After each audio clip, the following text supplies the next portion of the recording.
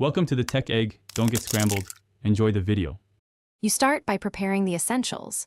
Update the phone OS and the Android Auto app so compatibility issues are minimized. Use a data-capable USB cable. Cheap cables often only charge and block connection. Once done, enable Bluetooth, Wi-Fi, and location on your phone and leave the screen unlocked for initial pairing. Make sure to plug into the car's primary USB port.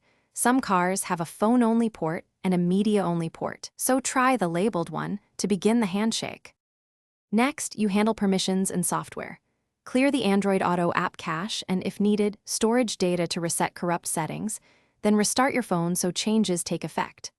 On the phone, grant Android Auto access to contacts, messages, microphone, and location. This is required for full functionality.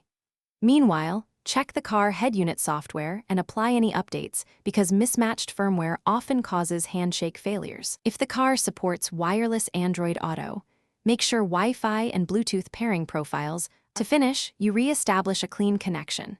Forget the car from your phone's Bluetooth list and remove Android Auto app defaults, then pair fresh and plug the cable in while the screen is unlocked. Try a different USB port or spare phone to determine whether the phone, cable, or head unit is at fault. If problems persist, perform a head unit factory reset or update via dealer tools.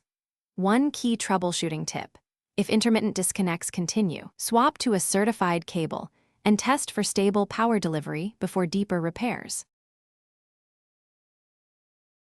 Thanks for watching. Consider subscribing if I helped unscramble your problems.